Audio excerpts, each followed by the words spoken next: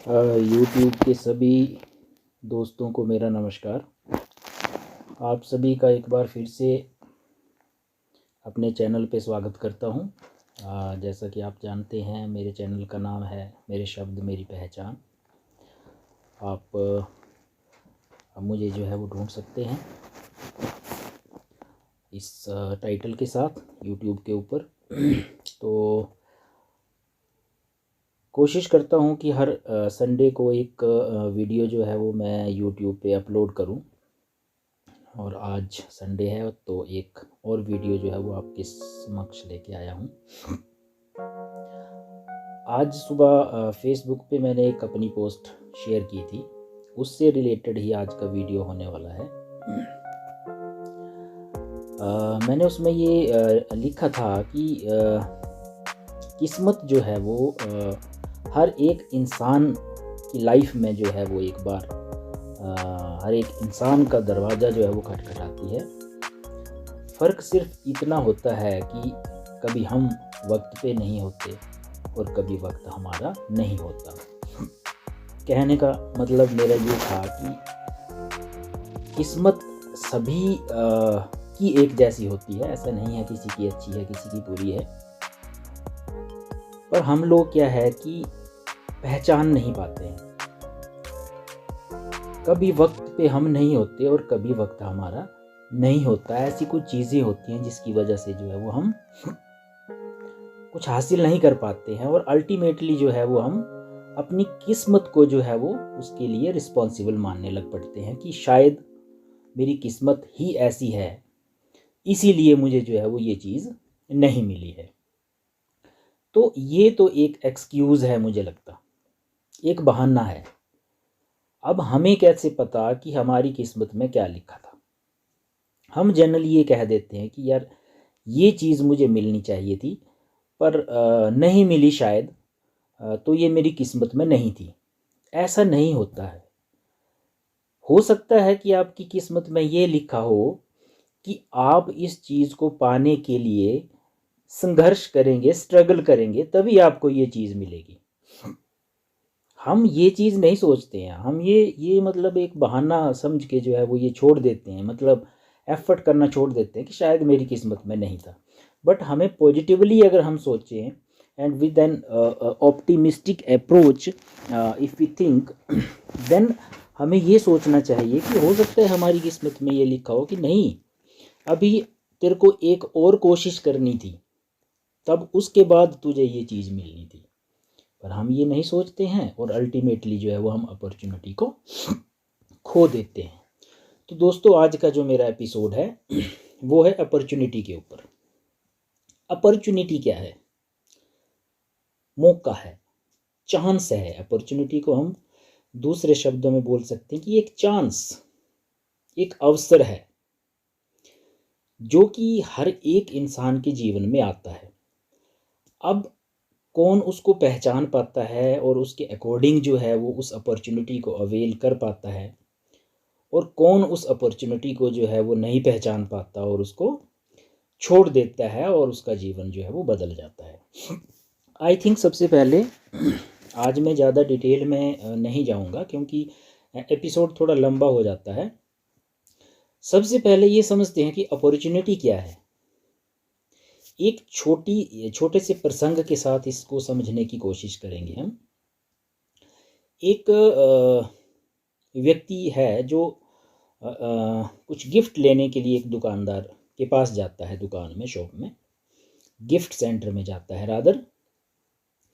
और जब वो गिफ्ट सेंटर में जाता है तो देखता है कि जो शॉपकीपर है उसने अपनी वॉल के ऊपर जो है वो दो तस्वीरें लटकाई हुई हैं। एक तस्वीर है जिसमें एक किसी व्यक्ति का चेहरा है और वो चेहरा जो है वो बालों से ढका हुआ है और उसके पैरों में पंख हैं। और एक दूसरी तस्वीर है जिसमें व्यक्ति का सिर जो है वो बालों से आगे से ढका हुआ है, बट उसका पीछे से जो उसका जो हेड है वो मतलब उस पर बाल नहीं है, वो गंजा है। तो व्यक्ति दोनों तस्वीरें देख के हैरान हो जाता है कि भाई ये कैसी तस्वीरें लगाई हैं। तो बड़ा इंक्विजिटिव होकर के वो दुकानदार से पूछता है कि भाई ये कैसी आपने तस्वीरें लगाई हो, इनका मतलब क्या है, what does these pictures mean, क्या मतलब है इनका। तो दुकानदार बड़े मतलब डिटेल में उस व्यक्ति को समझाता है कि देखो, ये जो दोनों तस्वीरें हैं ये अपॉर्चुनिटी की हैं। तो व्यक्ति हैरान होता है, अपॉर्चुनिटी की कैसे है, मतलब क्या कहने का मतलब क्या है, अपॉर्चुनिटी की कैसे है मतलब। तो वो व्यक्ति बोलता है कि देखो ये जो पहली तस्वीर है इसमें जो व्यक्ति का जो फेस है वो बालों से ढका हुआ है, बट उसके पाँव में पंख हैं। तो कहने का मतलब ये है कि अपॉर्चुनिटीज़ को इसलिए बोला गया है कि जो अपॉर्चुनिटी होती है वो हमें दिखाई नहीं देती है। हमारे जीवन में अपॉर्चुनिटीज़ आती हैं बट हम उनको देखते नहीं हैं, पहचान नहीं पाते हैं। तो बालों से चेहरे को ढकने का मतलब ये है कि अपॉर्चुनिटी जो है उसका उसका जो चेहरा है वो ढका हुआ है, मतलब हम अपने जीवन में आने वाली अपॉर्चुनिटीज़ को पहचान नहीं पाते हैं। और पाँव में इसके पंख हैं। अगर वक्त रहते हमने अपॉर्चुनिटी को नहीं पहचाना तो वो अपॉर्चुनिटी जो है वो निकल जाती है, हमारे जीवन से बाहर हो जाती है, मतलब उड़ जाती है। इसलिए पाँव में इसके पंख दिखाए हुए हैं। तो ये इसीलिए जो है वो इस तस्वीर को लगाने का मतलब है कि ये तस्वीर कहीं ना कहीं जो है वो अपॉर्चुनिटी को डिपिक्ट करती है। तो व्यक्ति बोलता है ये दूसरी तस्वीर का क्या मतलब है। तो शॉपकीपर बोलता है कि ये जो दूसरी तस्वीर है इसमें ये जैसे इसका जो चेहरा है वो बालों से आगे से ढका हुआ है बट पीछे से जो है वो बाल नहीं है। तो कहने का मतलब ये है कि जब अपॉर्चुनिटी हमारे जीवन में आएगी तो हमें उसको वक्त रहते जो है वो अवेल करना पड़ेगा, उसको पकड़ना पड़ेगा, ग्रैब करना पड़ेगा। अगर वो थोड़ी सी निकल गई तो पीछे से फिर हम अपॉर्चुनिटी को नहीं पकड़ पाएंगे।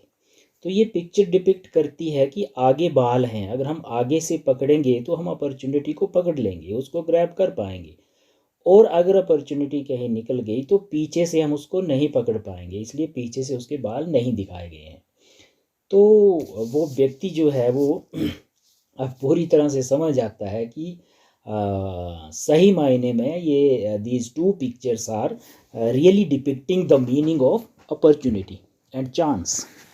तो वो पूरी तरह से समझ जाता है कि अपॉर्चुनिटी वास्तव में क्या है। तो देखिए मुझे लगता है कि हम इन दो तस्वीरों से हमें भी काफ़ी कुछ समझ में आ गया होगा कि अपॉर्चुनिटी क्या होती है। हम ये सोचते हैं कि हमारे जीवन में तो कभी अपॉर्चुनिटी नहीं आई यार, हमें मौका ही नहीं मिला कुछ भी करने का। ऐसा नहीं है, सभी के जीवन में कभी ना कभी कुछ ना कुछ अलग करने का मौका ज़रूर आता है। बट हम क्या करते हैं कि उस मौके को पहचान नहीं पाते हैं वक्त पे, और जब वो मौका निकल जाता है तो फिर हम पीछे से उसको पकड़ने की चाहे लाख कोशिश कर लें but that thing will not be possible at the after the after the after that time is past. जब वो समय निकल जाएगा तो उसके बाद आई थिंक उसको ग्रैब करना जो है वो मुश्किल हो जाएगा। तो इसलिए हर एक व्यक्ति के जीवन में एक पल ऐसा ज़रूर आता है कि हमें वो एक ऐसा पल होता है कि उसको पहचानना हमें मतलब उसे पहचानना पड़ेगा, और वही एक पल होता है जो हमारे जीवन की दशा और दिशा को बदलता है। और अगर हमने उस पल में, उस एक मोमेंट में उस अपॉर्चुनिटी को अवेल नहीं किया, उस चांस को नहीं लिया, तो आने वाला हमारा पूरा जीवन जो है उसकी दशा और दिशा को बदल देगा। तो कहीं ना कहीं अपॉर्चुनिटी को मैं अब अपने, मेरा जो थीम रहता है that is on personal life and on the professional life. तो अब देखिए अपॉर्चुनिटी जो है, हम देख रहे हैं कि ये दोनों तरह की हमारी लाइफ में जो है वो रहती है। हमारी पर्सनल लाइफ में भी अपॉर्चुनिटीज़ रहती हैं फॉर द डिफरेंट पर्पज़। अलग अलग पर्पज़ के लिए हमें चांस मिलते हैं, अपॉर्चुनिटीज़ मिलती हैं। Similarly in our professional life we get the opportunities of for the different purpose. तो उसमें भी रहता है। तो कहीं ना कहीं ये जो अपॉर्चुनिटी है ये हमारी पर्सनल और प्रोफेशनल दोनों लाइफ को अफेक्ट करती है। और जीवन में सफल होने के लिए सक्सेस अगर हमने लेनी है तो हमें इसको पहचानना पड़ेगा। अपने जीवन में आने वाली अपॉर्चुनिटीज़ को अपनी कैपेबिलिटीज़ के हिसाब से हमें उन मौक़ों को, उन चांसेस को अवेल करना पड़ेगा, तभी हम जीवन में जो है वो आगे बढ़ पाएंगे। और कहीं अदरवाइज़ अगर हम अपना सही डिसीज़न जो है वो अगर हम अपने सही समय पे नहीं लेंगे तो हमारा जीवन जो है वो उस कश्ती की तरह होगा जो जिसको लहरें जो है वो कभी इधर खदेड़ रही हैं, कभी उधर खदेड़ रही हैं। तो लहरों की थपेड़ों से वो कश्ती जो है वो कभी इधर समुद्र में, कभी इधर उधर जा रही है। उसको अपनी दिशा का कोई पता नहीं चल रहा कि where that boat has to sail, तो उसको कहाँ जाना है। अल्टीमेटली क्या होगा कि वो कश्ती जो है वो कहीं समुद्र में खो जाएगी अगर उसको अपनी दिशा का सही पता नहीं लगेगा। तो जीवन का भी ऐसे ही है दोस्तों। जीवन में अगर हमें अपनी सही दिशा का पता नहीं लगता है, हम सही दिशा में अगर नहीं जाते हैं, अपनी दशा के हिसाब से अगर हम अपनी दिशा को नहीं चुनते हैं, तो हमारा जीवन भी उस कश्ती की तरह होगा जो समुद्र में बहती तो रहेगी, बट कभी इधर कभी उधर और लहरों और किनारों के थपेड़ों से वो चलती रहेगी। और अल्टीमेटली वो कश्ती जो है वो एक दिन या तो समुद्र में डूब जाएगी या कहीं खो जाएगी। तो इसलिए जीवन में सफल होने के लिए मुझे लगता कि हमें बहुत ही सोच समझ करके काम करने की ज़रूरत है, बहुत ही विजिलेंट होके आगे बढ़ने की ज़रूरत है। कहाँ कौन सा डिसीज़न लेना है, कहाँ हमें कौन सा काम करना चाहिए, कौन सा काम नहीं करना चाहिए, कौन सी ऐसी अपॉर्चुनिटी है जो मेरे जीवन को बदल सकती है। तो मतलब विजिलेंट होना बहुत ज़रूरी है। अब एक और छोटा सा प्रसंग मैं कहना चाहूँगा अपॉर्चुनिटी के ऊपर। देखो अपॉर्चुनिटी जो है वो कैसे आदमी को मतलब अगर हम सही टाइम पे उसको नहीं पहचानते हैं तो क्या चीज़ जो है वो हमें फेस करनी पड़ती है। एक व्यक्ति है, एक लड़का है जो गांव का है, बाहर कहीं पढ़ के आया है, बाहर कहीं पढ़ने गया और अपनी एजुकेशन पूरी करने के बाद जो है वो गांव में आ जाता है। ये एक प्रसंग मुझे बहुत अच्छा लगा था और ये प्रसंग जो है वो मैंने अपने स्टूडेंट से सुना है। देखो तो मुझे बहुत अच्छा लगा, मैंने उसकी प्रेज़ भी की और मुझे बड़ा मतलब एक इससे सीखने को चीज़ मिली। तो एक गांव का लड़का है जो बाहर से कहीं एजुकेशन लेके आता है और गांव में आकर के बाकी लोगों के साथ बड़ा मतलब वो कंपटीशन करता है कि भाई देखो आप तो अनपढ़ हैं, आपको तो कुछ नहीं आता है, मैं बाहर से पढ़ लिख करके आया हूँ, तो आप लोग तो मेरा क्या मुकाबला करेंगे आप। तो इस तरह की बातें वो गांव में आके करता है। तो गांव वालों ने एक दिन कहा भाई ठीक है चल तू अच्छा जो है वो एजुकेशन लेके आया, पढ़ लिख के आया है, तो चलिए ठीक है एक हम कंपटीशन करते हैं, अगर उसमें तू जो है वो अच्छा करता है तो हम मान लेंगे कि भाई ठीक है हम तो अनपढ़ हैं, हमें कुछ पता नहीं है और तुझे हम गांव का जो है वो मुखिया बना देंगे। बोला ठीक है। तो एक छोटा सा काम जो है वो उसको दिया करने के लिए।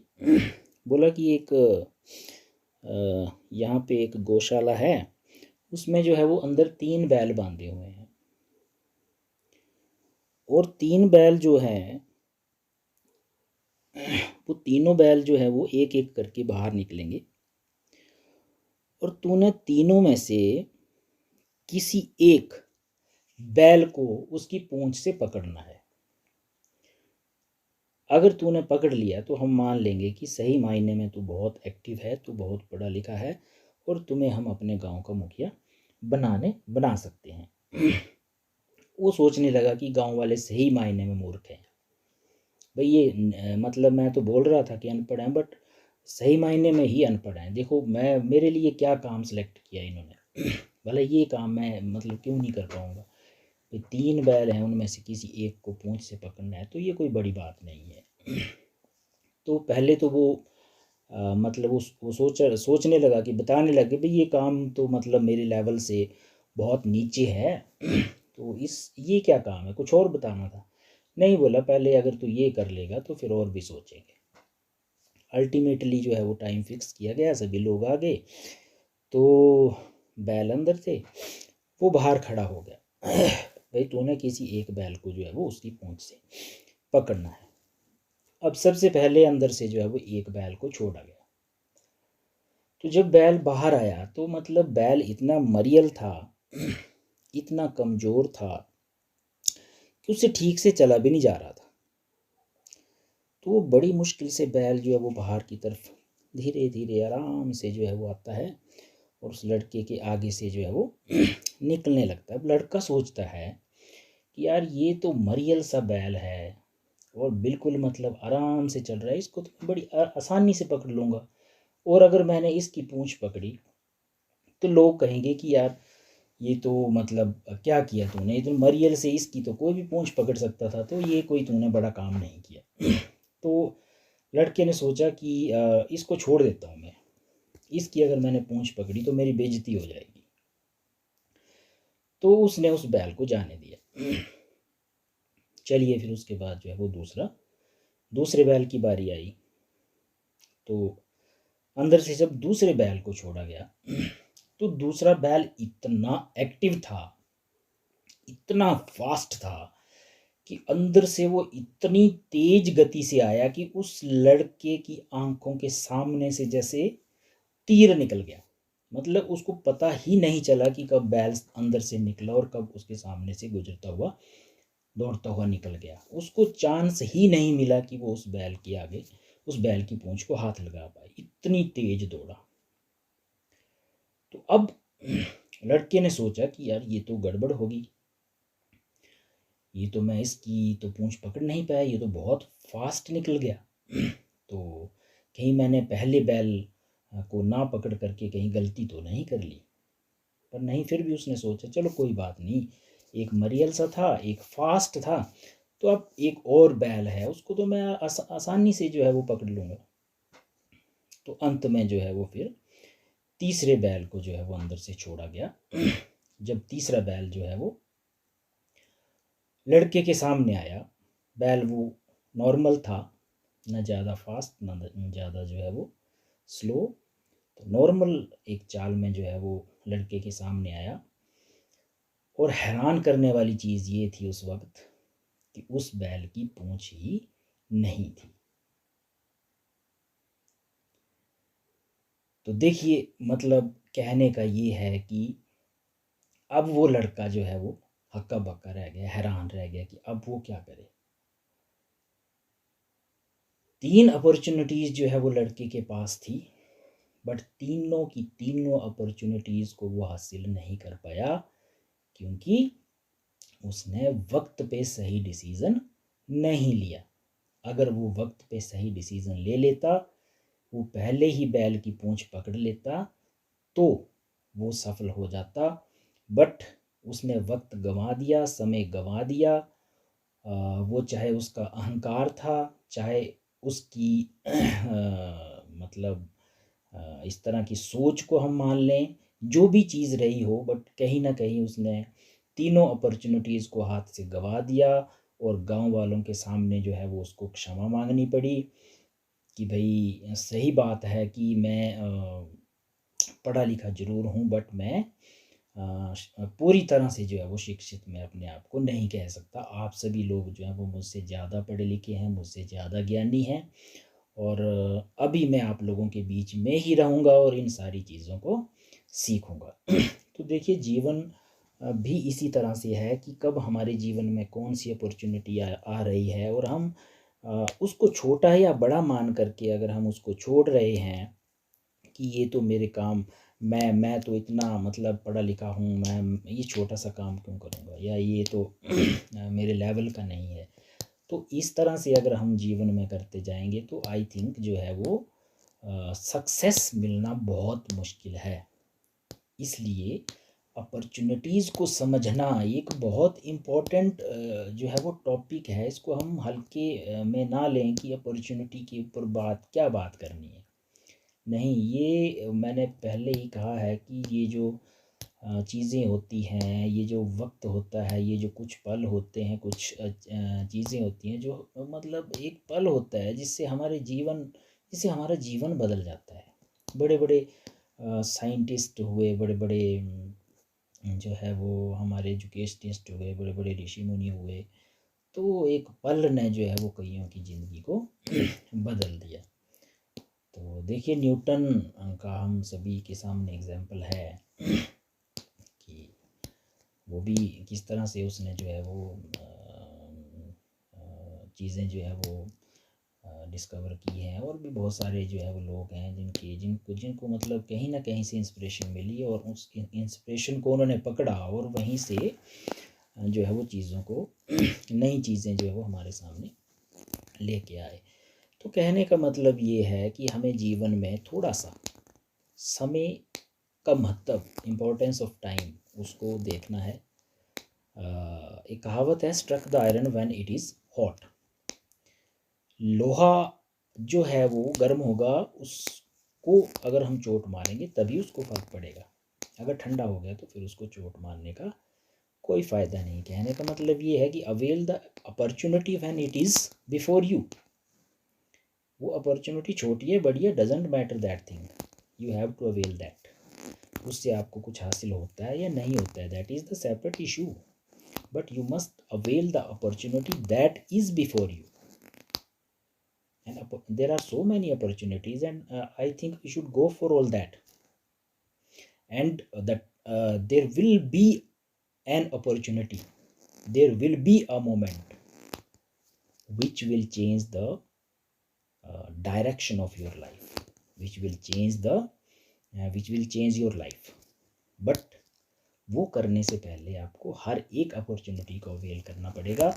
अगर हम एक किसी पर्टिकुलर और विशेष अपॉर्चुनिटी के पीछे बैठे रहेंगे तो ये कोई पता नहीं है कि वो अपॉर्चुनिटी हमें कब मिलेगी, और जब मिलेगी तब हमारी स्थिति क्या होगी, क्या हम उस अपॉर्चुनिटी को अवेल कर पाएंगे एट दैट टाइम या नहीं कर पाएंगे।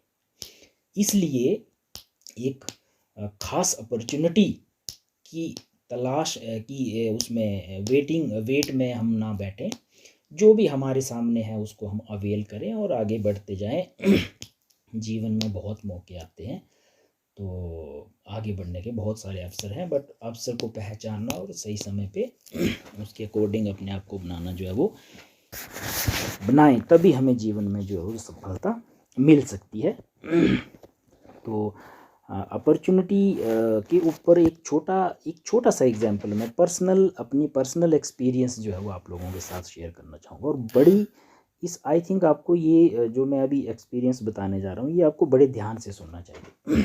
मुझे लगता था कि ये मुझे पहले बताना चाहिए था, बट मेरे जो है वो माइंड से कहीं स्लिप हो गया। अब देखिए पर्सनल एक्सपीरियंस बताने जा रहा हूँ अपॉर्चुनिटी के बारे में। माई एल्डर सन, बड़ा बेटा मेरा, वो आफ्टर +2 इंटरेस्टेड था कि उसने MBBS करनी है। और डेफिनेटली अगर MBBS करनी है तो उसको नीट की कोचिंग लेनी पड़ेगी। तो मैंने बोला ठीक है, अगर आपने MBBS करनी है तो you should go for coaching. तो मैंने 1 साल के लिए उसको नीट की कोचिंग के लिए डाल दिया। और वो साल कुछ ऐसा रहा कि अब क्योंकि बच्चे जब अपने घर के वातावरण से बाहर जाते हैं तो थोड़ा एडजस्ट करना मुश्किल हो जाता है, तो वो थोड़ा एडजस्ट करना नहीं कर पाया। बीच में बीमार भी रहा 2-3 महीने, और बीच में कुछ ऐसे इश्यूज़ भी रहे खाने पीने के, वहाँ पे खाना भी अच्छा नहीं मिला, तो इस वजह से हेल्थ इश्यूज़ रहे। तो प्रॉपरली जो है वो तैयारी फर्स्ट ईयर में नहीं कर पाया। तो कुछ स्कोरिंग उसकी अच्छी नहीं रही। सेकंड, जब स्कोरिंग अच्छी नहीं रही तो मैंने सोचा कि now we should change the direction, हमें कहीं और जाना चाहिए। तो बेटे को बोला कि भाई मुझे लगता है कि नीट क्लियर करना आई थिंक नहीं कर पाओगे आप, क्योंकि आपकी स्कोरिंग जो है वो इतनी अच्छी नहीं है कि मतलब नेक्स्ट अटेम्प्ट में जो है वो आप इतने स्कोरिंग ज़्यादा कर पाओ। मतलब 320 के करीब स्कोरिंग थी, तो अब उसको 500 तक ले जाना it was next to impossible. तो बेटा भी मान गया, बोला ठीक है, ऐसा है, अगर आप जैसा ठीक सोचते हैं तो we should go for other things. तो अल्टीमेटली हमने डिसीज़न लिया कि हम कहीं, मैंने उसको पैरामेडिकल के लिए जो है वो तैयार किया और हम CU में एडमिशन लेने के लिए जो है वो चले गए कि CU में एडमिशन लेंगे और वहाँ पे कोई पैरामेडिकल स्ट्रीम करके और फर्दर फिर आगे जो है वो दूसरी लाइन में जा सकता है, मेडिकल लाइन में आगे जा सकता है। तो देखिए हम सारी फॉर्मेलिटीज़ हमने CU में जाके कर दी, सारे डॉक्यूमेंट्स कंप्लीट कर दिए and we were in the queue to deposit the fees.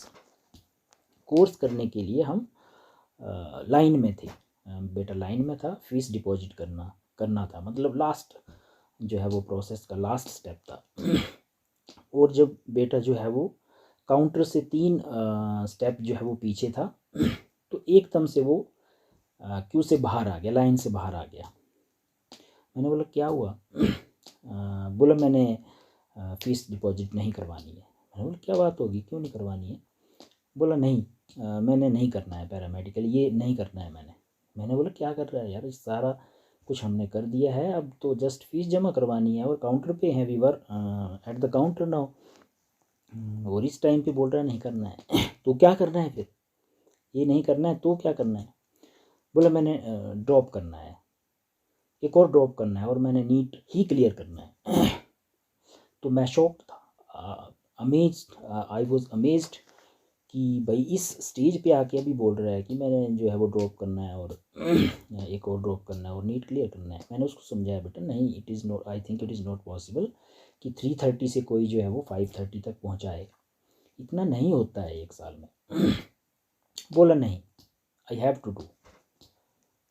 तो अब मैं आई वॉज हेल्पलेस। मैंने बोला ठीक है भाई, आपकी चॉइस है, आपने अपनी लाइफ देखनी है, हमें जस्ट पेरेंट्स का काम तो बस यही है कि सपोर्ट करें अपने बच्चे का, जो भी उनका एम है, ऑब्जेक्टिव है। बोला ठीक है। तो अल्टीमेटली जो है वो हम वहाँ से निकलाए और उसको मैंने अगेन जो है वो कोचिंग के 1 साल की कोचिंग के लिए जो है उसको छोड़ दिया। तो और उसने खुद डिसीज़न लिया कि ये मैं करूँगा, और उसने खुद कहा कि एक काम और मैंने करना है कि आप मेरे से अपना जो एंड्रॉयड फ़ोन है वो मेरा ले जाओ और मुझे एक सिंपल फ़ोन दे दो। मैंने बोला ठीक है, this is a very good decision. तो मैंने वो फ़ोन लिया और उसको एक सिंपल सा फ़ोन खरीद के दे दिया। और वो साल उसने पूरा डट के जो है वो वहाँ पे लगाया, एडजस्ट भी हो गया। और आप हैरान होंगे कि 1 साल कोचिंग लेने के बाद ही scored 530 marks in NEET in the next year, और वो गवर्नमेंट कॉलेज में MBBS के लिए क्वालिफाई हो गया। तो देखिए अब ये स्टोरी जो है वो मैंने आपको अपने पर्सनल एक्सपीरियंस की इसलिए सुनाई कि अब वो एक पल था कि वो फीस जमा करवाते वक्त जब नेक्स्ट टू द काउंटर था, तो वो एक पल उसके दिमाग में आया और उसी पल उसने डिसीज़न लिया। और वो डिसीज़न जो है वो एक पल के डिसीज़न ने किस तरह से उसकी लाइफ को बदल दिया। कहाँ वो एक प्राइवेट यूनिवर्सिटी में जो है वो पैरामेडिकल के लिए स्ट्रगल करना था उसने, और now he is in government college और he is undergoing his MBBS course. तो देखिए एक पल के डिसीजन ने कैसे जो है वो उसको, उसकी लाइफ को चेंज कर दिया।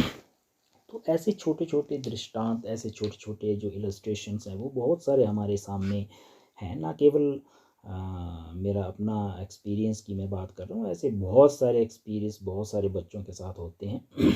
बट वही है कि हम कैसे चीज़ों को देखते हैं, कब कौन सा डिसीज़न लेते हैं, और वक्त पे उस डिसीज़न को लेने के बाद हम उस पर कितना जो है वो डटे रहते हैं। ये बात जो है वो बहुत मैटर करती है कि डिसीज़न ले लिया तो उस डिसीज़न के ऊपर फिर काम भी करना है, और अगर उसके हिसाब से काम करते हैं तो डेफिनेटली जो है वो सक्सेस हमें मिलेगी।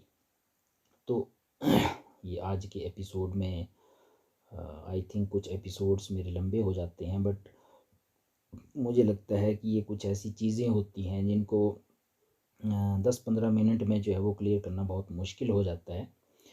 और ये लाइफ से जुड़ी हुई चीज़ें हैं, अगर कोई इनको ध्यान से सुनता है तो एक्सपीरियंस से आदमी बहुत कुछ सीखता है। और अगर किसी के एक्सपीरियंसेस हैं और उनको हम सुन रहे हैं, समझ रहे हैं, उसके अकॉर्डिंग अगर हम अपने आप को देखें तो हमारा बहुत सारा समय बच जाता है। और जो हमें चीज़ें झेलनी पड़ती हैं लाइफ में, जब हमें ठोकरें लगती हैं तब हमें पता लगता है कि नहीं यार, हम we were on the wrong track. तो उस रॉन्ग ट्रैक पे जाने से बचने के लिए अगर हमारे पास कुछ एक्सपीरियंस रहेंगे तो शायद हम उस रॉन्ग ट्रैक पे नहीं जाएंगे, हम सही टाइम पे सही दिशा को पकड़ेंगे और अपनी लाइफ को अच्छा बनाएंगे। तो इन्हीं शब्दों के साथ आज का एपिसोड यहीं समाप्त करते हैं। फिर मुलाकात होगी एक नए एपिसोड के साथ। Good night.